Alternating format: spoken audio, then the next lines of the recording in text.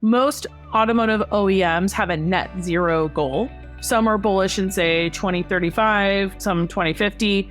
But the sheer fact is with existing cathode manufacturing techniques, you're 100% not going to get there. Hey, my name is Nico, and before we drop into today's episode, I wanted to give you a little bit more context, as if you are familiar with SunCast, today is slightly different. It's a drop-in episode from our friends over at Earthlings 2.0. And if you're new here, because maybe you're coming over from a recommendation of a friend, well, welcome. SunCast is all about those clean energy leaders on the front lines of our energy transition, their stories, their companies, why they can't not do this thing. And today, we're debuting one of our newest members in Resource Labs, our creator community, a curated network of thoughtful communicators elevating the visibility and the voice of the clean energy revolution. Lisa Ann Pinkerton is one such voice. She's been a friend and a guide for me in so many ways, and as she began the Earthlings journey, I paid back the favor in helping guide her along her way, and I'm really honored that she has chosen to join Resource Labs. Today, we're going to feature one of the Earthlings 2.0 episodes. See, Earthlings is a show that takes a look at the big issues facing humanity in the early 21st century and our relationship to our environment, technology, and each other. Today's episode covers future-proofing the battery material manufacturing of the electric vehicle revolution. The guest is Virginia Klausmeier, President and CEO of Sylvatex, a company that until this episode I had not heard about. If you are curious about what they talk about, just a little bit more enticing, well, scaling up sustainable battery technology for EVs and focused on cathode material to reduce carbon emissions and the costs in battery production is the next step. So says Virginia Klausmeier. How are we rethinking cathode materials to fit with the OEM ESG mandates? What are the market trends? Lisa Ann is a sage guide in this discussion. I know that you're going to enjoy it. And if you do like this episode, please go subscribe to Earthlings 2.0, the podcast, and be on the lookout for more exciting developments from our creator network, Resource Labs. You can find out more at resourcelabs.co. Of course, the link is in the description. Without further ado, I would love my friend Lisa Ann Pinkerton to take it away. Today on the show, we're going to examine how one of the three main components of lithium-ion batteries is made in a way that's expensive, energy intensive, and uses a lot of water. But our guest will tell you it does not have to be that way. So we all know the EV revolution is coming. And depending on where you live, you might be seeing these changes in the streets. That's why in episode 2 of our first season, we argued your next car will be an EV. A bold prediction, I know, but we're not the only people who think that way. Fast forward to season 3, and Bloomberg NEF expects the EV market to grow to $8.8 trillion by 2030, just in 7 years, people. And between then and 2050, they expect passenger EVs to make up the bulk of sales. Now, to put that into perspective, babies born this year will be in second grade when EV passenger sales are expected to be ballooning. And considering that batteries play a big role in the cost of EVs, it makes sense that we need to bring those costs down. Cathodes are the component I alluded to at the beginning of the show that makes up 60% of the cost of an EV battery, generally speaking. And that's why our guest is working at the nexus of EV battery materials and advanced manufacturing to influence how this aspect of the battery is manufactured. Her name is Virginia Klausmeier, and she's the CEO and founder of Sylvatex. I would say electric revolution is definitely well on its way. The way that we think about the world is more around the energy, the energy foundation is changing, and the structures to change that foundation are being rebuilt, and they need to be rebuilt so that they withstand for centuries to come, right? So that is why we consider future proofing, so that you can build the future of the clean energy revolution for generations to come. And so what's wrong with batteries right now that makes them not prepared for the future?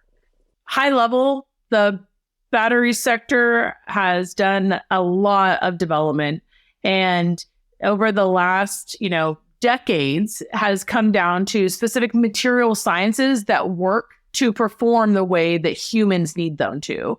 Then now the next biggest stage we have as sort of, I'd say, the industry is to scale those materials in a way that is appropriate for the volumes that's needed, and to also bring the price points down.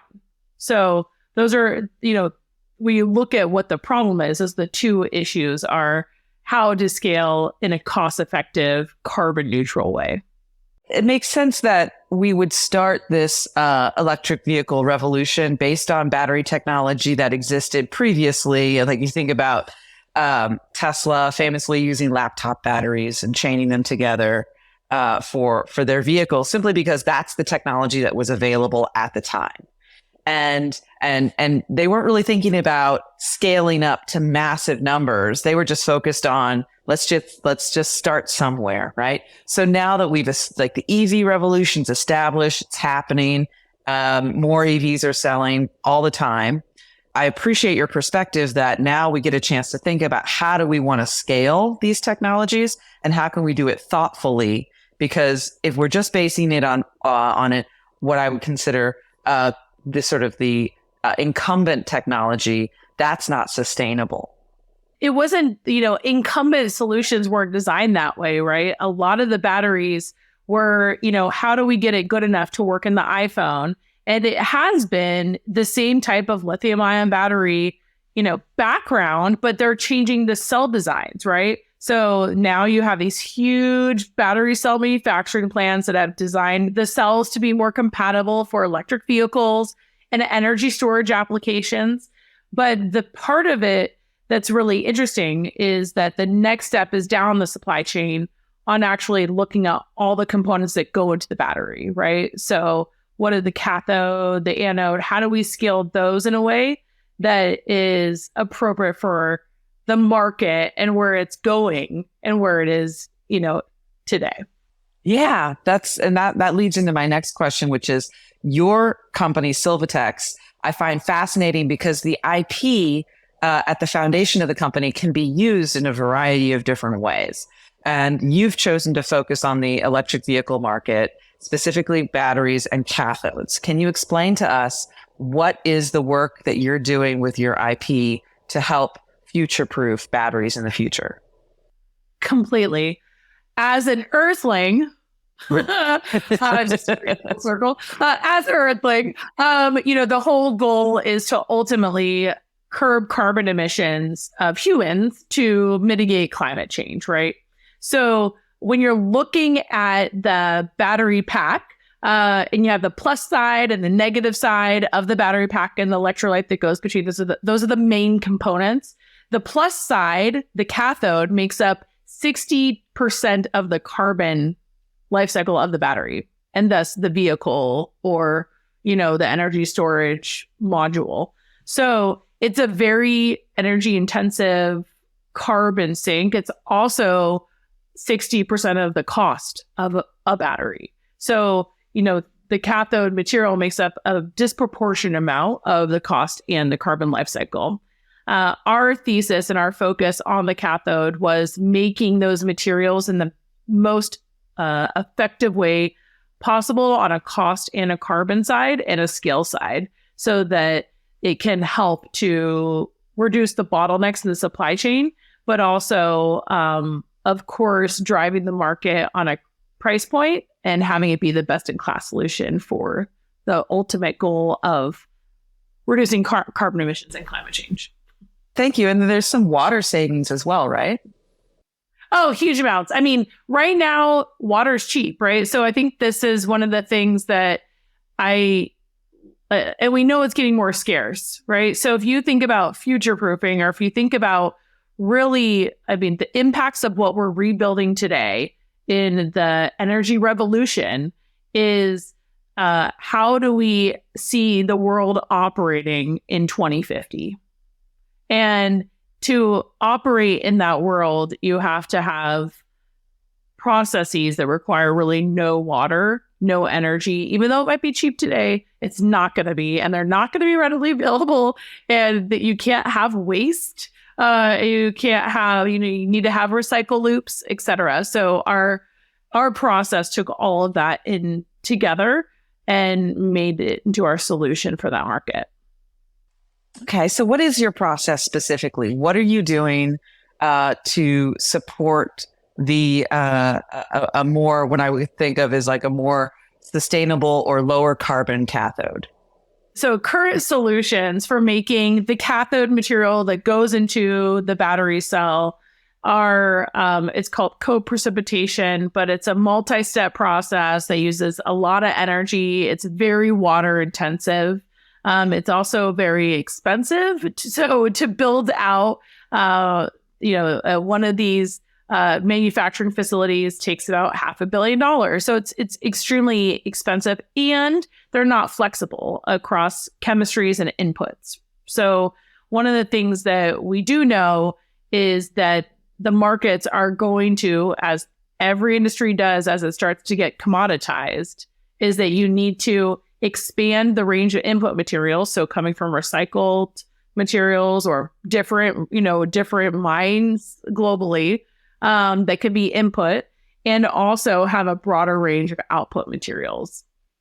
So the way that we thought about our process and how we designed our process was to exactly future-proof it. So sort of three things need to be true. One, you have to have a process that is the most energy efficient, uses no water, has no waste. Two, you have to have a process that has a broader range of inputs, as broad as can be is the best way to capitalize off of commodity markets, right? So broader range of inputs, which is how we operate. We have a single step process that is a dry process, so it uses no water, and it has a lot more optionality. And then on the output side, we can pretty much produce any chemistry, but we're targeting on the majority of what's in the market and what's going to be in the market for the next decade to come right now. Mm-hmm. So how does your process get implemented with battery manufacturer OEM? How do you work with them, or how does this process then become reality in a battery? We'll just say in the US, there's 20 new battery cell manufacturers, but to date there had only been Panasonic. Right. So let's just go with the example of Panasonic with Tesla, because the OG, paved the way. So Panasonic, they purchase a large amount of cathode material that goes into their battery pack. So they don't make it. They purchase it. They have a couple different vendors they go through to maintain the supply.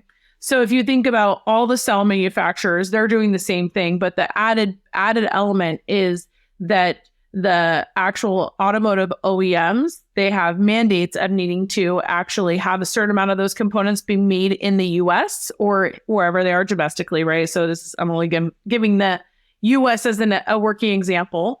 So the actual, the US and North America really didn't have any cathode manufacturing. 98% of cathode manufacturing has been done in Asia, primarily in China. So you're starting to see little bits of that. IRA is a huge instigator, little bits that come to the US and come within North America to build out these supply chains to produce cathode material that then drops into the cell at the cell level. And then, of course, that cell provides the battery cells to an electric vehicle OEM. Okay. And what does the cathode material look like? Is it in powder form, or if I was to hold it in my hand, what would it look like? You see this? Yeah. So for those of you who cannot see it, it's just black powder material. Uh-huh. This is how you move it around. This is what you produce. This is cathode active material powder. And then that gets supplied, and then they turn it into a little slurry, and it goes onto the cells that you see more, I'd say, readily on those videos, the promotion videos. And so would you work with existing cathode material manufacturers, or are you thinking you'll manufacture your material yourself? Ooh, good question. That's like the $1 billion question. Yeah. Today we are pretty bullish on doing early scale production ourselves. And then, it's kind of like all market and, all good early stage companies. Once you prove it, then everyone wants it, right? So you take on the majority of the risk, and you get to capitalize the most off the benefit. So we're definitely pretty bullish on that in the short term. And so we're going to be producing cathode material at small scale, and then the sky is kind of the limit after we can build repeat on how we commercialize through joint venture, partnership, licensing opportunities, etc.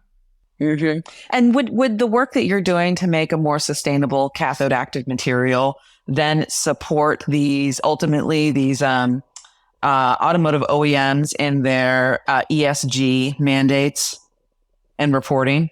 Most automotive OEMs have a net zero goal by some year. Some are bullish and say 2035, some 2050. But the sheer fact is with existing cathode manufacturing techniques, you're 100% not going to get there. So if you happen to be listening to this and you're a EV OEM board member, you must know that you have to look at your supply chain and invest in alternative manufacturing methods that are more sustainable, that do not have water, that are the most energy efficient, et cetera, to get you even to that path of having a net zero goal in sight. Oh, tell me this. We talked a lot about traditional lithium-ion batteries, and then there's some other types of batteries that are sort of that people are talking about and attempting to develop. And I would love your expert opinion on them. They're called solid-state batteries. What's your take on those types of batteries, and how should we be watching them as they develop? Well, I think that, so I'll just say this, everyone has an opinion about solid-state batteries. And for my business in cathode, actually solid-state batteries use more of the cathode that we'd be producing than less. So they're usually changing the anode material and changing the electrolyte. So for our business, it only grows exponentially with the increase of solid state. What you see in the market is definite interest in solid state techniques, batteries, mostly because, some performance, but also safety within the EV OEM marketplace. The projected timeline for large scale, I think, is, in the next decade, you're probably not going to see them really dent the market too much, but you're starting to see some early stage stuff come on supply. And how is a solid state battery different than the traditional lithium ion batteries that we're familiar with? Yeah, the solid state is sort of how it sounds, like the intent. So traditional lithium ion battery, you have the cathode, the sort of the positive sign, the negative sign, and the electrolyte. The electrolyte is liquid. So I'm sure you've seen those like videos if something gets punctured and then and then you see flame, then it flames. And that's usually because of the liquid electrolyte. Solid state aims to try to make that a solid process with the electrolyte. So solid state electrolyte. So you're changing the anode material from like a graphene to some type of silicon, there's different innovations there, lithium metals, et cetera. And usually there's also performance benefits. So you have higher energy density, different levels of high performance capabilities. So it is a safety and a performance benefit that they're aiming towards. Again, like the whole battery industry, if you just imagine like it's growing like this, right? So solid state, there's a world for them. It's further out and it's going to be some version of that, of the market share. But for the, I don't want to say the next decades, the probably the biggest problem that right now all EV OEMs and battery cell manufacturers have is access to the critical materials. So that's their biggest bottleneck. It's not performance, really. Resources. It's always about the resources, isn't it? If we used a lot less energy, then maybe it wouldn't be, but we use a lot of it. And we want things to be big, fast, and cheap, right? Very challenging. Mm-hmm. Well, and what about battery recycling? I've read that, with your cathode active material, that could potentially make recycling a more advantageous prospect. What's your take on battery recycling now? What do you watch? What are you seeing coming in the future? Yeah, battery recycling is going to evolve in Europe much faster than in the US. Every country, continent, is trying to secure their molecules of energy, however they're trying to do that, right? Recycling is a way to do that. Mining is a way to do that. So you're starting to see that that's going to be consistent around most regions of the world. So it's definitely it's definitely a big part of the overall picture is to create a full life cycle that's well to wheel.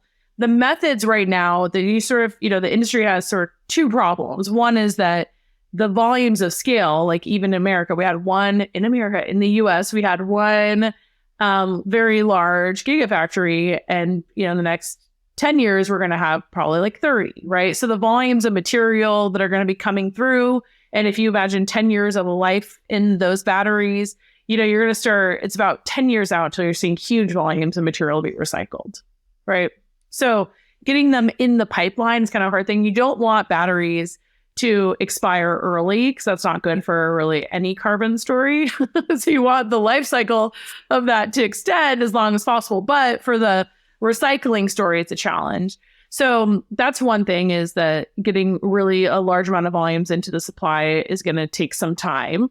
And then the other is doing it in a way that overall is carbon efficient, right?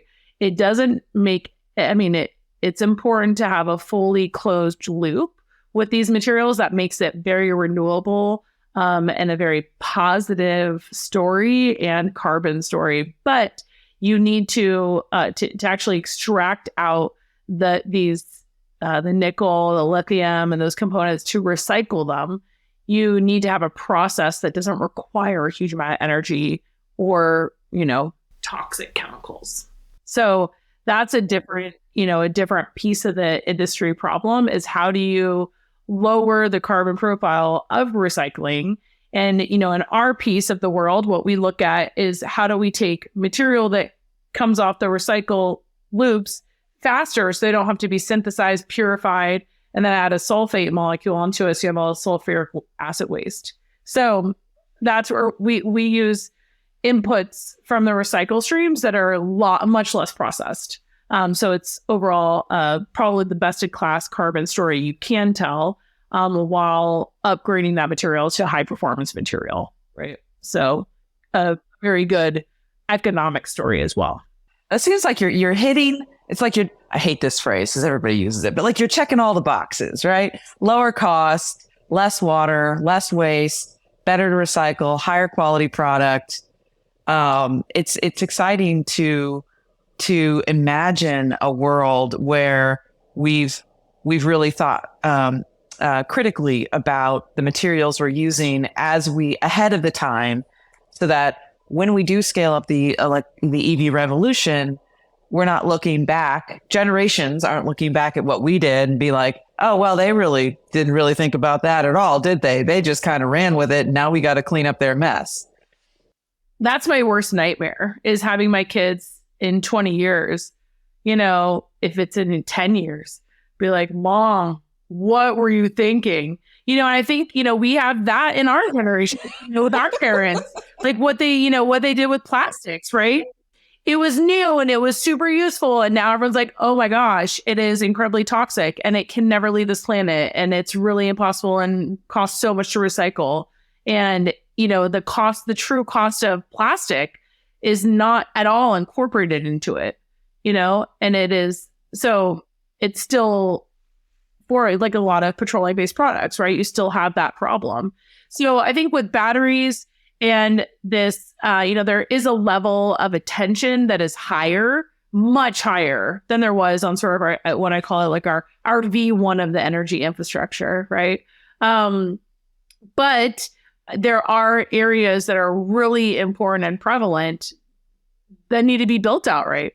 And part of them is specifically the manufacturing side of these materials, because, all of it, if it uses a huge amount, if they're energy, intensive and water intensive and create a lot of toxic chemicals, like there's no way that will add up. That math will add up in like decades, at all. We're just making more problems for ourselves. Completely. But I'm not gonna lie. Today in the marketplace, all anyone really cares about is volume and production and cost. Really, right? So you have the board members at these high level, companies that have these longer visions, right? But the trickle down effect of what that looks like is it is a commodity. It's commoditized, right? How much can you produce at what price point? And so I think that it's going to be really, really important that how the market grows is that we do make wise choices, but we can also reduce the costs, and that's how the market adopts it, right? And increases market adoption. And it has all these ancillary effects.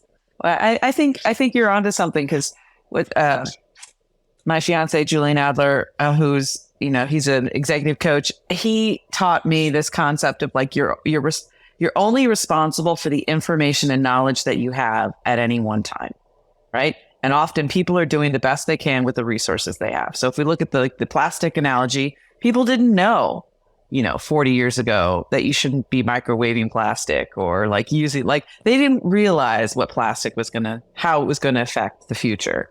But here in this conversation, and what you've done with Sylvatex is you've revealed, like, here's some information. Now we know how we can do better. And we have this information now. So let's use it. Once you have the information, collectively, I believe as society, we're responsible for it. The big marching thing is there is a better way. There is a better way.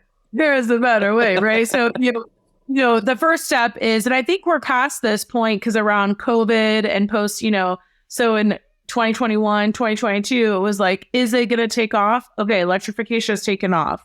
Energy storage has taken off. The numbers are looking great. I think most, you see this every day. Renewables are gaining higher traction of becoming the better cost approach, long-term, short-term, et cetera, right? So all of that is happening in a very positive way. So I do think sort of the first version of, we got to do a better way, like, is happening. And then the next version is building out the growth to support these supply chains has to be done thoughtfully, right? It can't just be, we are in a different place with chemicals and certain amount of waste, disposal, but energy and water is it's still pretty cheap in the scheme of things, that even though you reduce that, the cost, it doesn't get, add in the cost as much. And I mean, if you're able to address, like you're talking about reducing the cost of cathodes, and that's 60% of the cost of the battery, it seems to me that the industry would be looking for that better way and would be interested in applying new methods for reducing that cost. Here's a version of the world that I think almost everyone who's a politician or a business person wants to see happen.